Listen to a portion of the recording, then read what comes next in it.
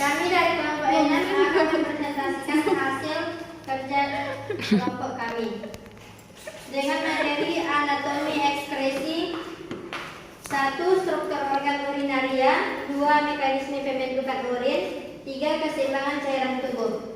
Yang pertama yaitu struktur organ urinaria yang akan dibacakan oleh Bella yang suci.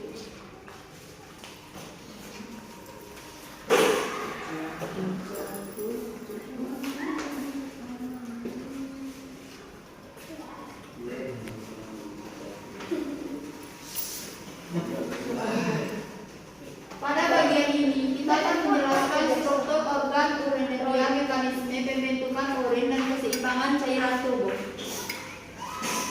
1. Anatomi organ urinaria, ginjal. Ginjal berperan penting dalam menyaring darah dan mengeluarkan limbah dalam bentuk urin. 2. Saluran kencing. Saluran kencing mengumpulkan urin dari ginjal dan menyimpannya sebelum dikeluarkan dari tubuh. 3. Uretra. Uretra merupakan saluran yang menghubungkan kandungan urin dengan organ luar tubuh. Mekanisme pembentukan urin yang akan dijelaskan oleh Dimas Virus Balji. Mekanisme pembentukan urin. Iya, lantas dibahas Filtrasi. Darah yang masuk ke ginjal difiltrasi memisahkan limbah dari zat yang dibutuhkan tubuh. Reabsorpsi zat-zat yang masih berguna untuk tubuh diserap kembali ke dalam darah. Sekresi produk limbah lainnya ditambahkan ke dalam urin untuk dikeluarkan dari tubuh. Materi yang ketiga, keseimbangan cairan tubuh yang akan dijelaskan oleh Bang Srikino. keseimbangan cairan tubuh. Asupan cairan ketika tubuh kekurangan cairan, kita perlu minum lebih banyak air untuk menjaga keseimbangan cairan. Pengeluaran cairan proses ekskresi melibatkan pengeluaran urin dari tubuh membantu menjaga keseimbangan cairan. Regulasi osmosis. Ginjal mengatur konsentrasi cairan di dalam tubuh untuk menjaga keseimbangan osmosis. Baiklah teman-teman, apakah ada yang ingin bertanya? Izin bertanya moderator. Saya Tiga Bunga dengan NIM 2308624 ingin bertanya kepada kelompok 6. Apa peran ginjal dalam menyaring darah? Sekian. Terima moderator. Perkenalkan nama saya Muhammad Fadli, NIM 2308366. Pertanyaannya ialah kenapa di dalam tubuh memerlukan keseimbangan cairan di dalam tubuh? Sekian, terima kasih. Izin bertanya moderator. Baiklah, perkenalkan nama saya Berliani Nur Hasana dengan NIM 230862. Di sini saya akan bertanya tentang sebutkan beberapa faktor dan mekanisme yang memastikan keseimbangan cairan tubuh. Sekian, terima kasih. Baiklah teman-teman, berikan waktu untuk menjawab pertanyaan dari teman-teman. Baik. Baiklah teman-teman, kami akan menjawab pertanyaan dari teman-teman sekalian.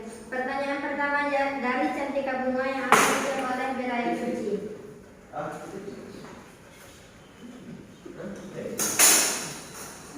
Ginjal berperan dalam menyaring darah untuk menghilangkan produk limbah, garam, dan kelebihan air yang kemudian menjadi urin. Ginjal juga berperan dalam menjaga keseimbangan cairan dan elektrolit dalam tubuh.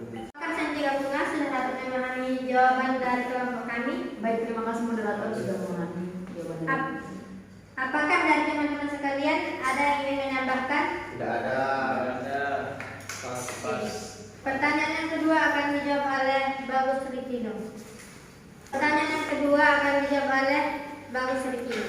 Baiklah, saya akan menjawab pertanyaan dari Fadli.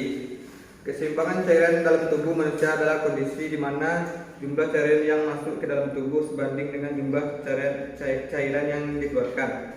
Keseimbangan cairan ini sangat penting untuk menjaga fungsi tubuh yang optimal. Apakah Muhammad Fadli sudah dapat memahami jawaban dari kelompok kami? Masih kurang. Coba berikan contohnya. Nah, baiklah, saya akan memberikan contohnya. Yang pertama, asupan cairan. Ini mencakup minum air, makanan yang mengandung air, dan cairan yang dihasilkan melalui reaksi kimia tubuh. Kehilangan cairan. Tubuh kehilangan cairan melalui berbagai cara, seperti buang air kecil, keringat, pernapasan, dan feses. 3. Regulasi ginjal. Ginjal berperan penting dalam menjaga keseimbangan cairan. 4. Suhu tubuh. Ketika suhu tubuh meningkat, tubuh merespon dengan mengeluarkan keringat untuk mendinginkan tubuh. 5. Proses metabolik. Proses metabolisme dalam tubuh menghasilkan air sebagai produk sampingan. 6. Pengaruh eksternal. Faktor-faktor eksternal seperti cuaca panas, aktivitas fisik yang intens, atau penyakit yang menyebabkan muntah atau diare dapat mempengaruhi keseimbangan cairan dan memerlukan peningkatan asupan cairan. Saya kembalikan kepada moderator. Apakah Muhammad Fali sudah dapat memahami jawaban dari kami?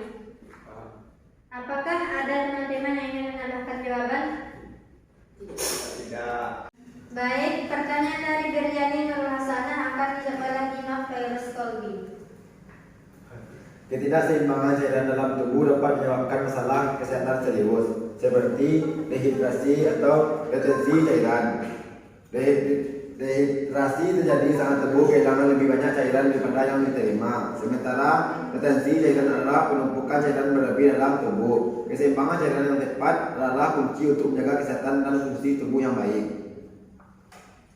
Apakah Biryani Nur Hasanah sudah dapat memahami jawaban dari kami? Apakah ada teman-teman yang ingin menambahkan jawaban?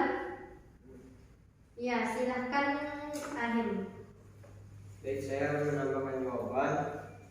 Ada dua, yaitu yang pertama kondisi medis, yaitu beberapa kondisi medis seperti penyakit ginjal, diabetes, atau gangguan hormonal dapat mempengaruhi keseimbangan cairan.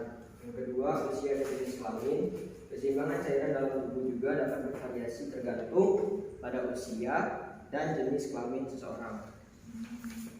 Baiklah, kepada Ahim terima kasih kami sudah menambah jawaban dari kelompok kami. Baiklah teman-teman, sekian presentasi dari kelompok kami. Saya akan menyampaikan atau menyimpulkan dari materi anatomi ekspresi. Ketidakseimbangan cairan dalam tubuh dapat menyebabkan masalah kesehatan serius, seperti dehidrasi atau retensi cairan. Dehidrasi terjadi saat tubuh kehilangan lebih banyak cairan daripada yang diterima. Sementara retensi cairan adalah penumpukan cairan berlebih dalam tubuh. Keseimbangan cairan yang tepat adalah kunci untuk menjaga kesehatan dan fungsi tubuh yang baik. Sekian presentasi dari kelompok kami. Jika ada salah mohon dimaafkan. Assalamualaikum warahmatullahi wabarakatuh.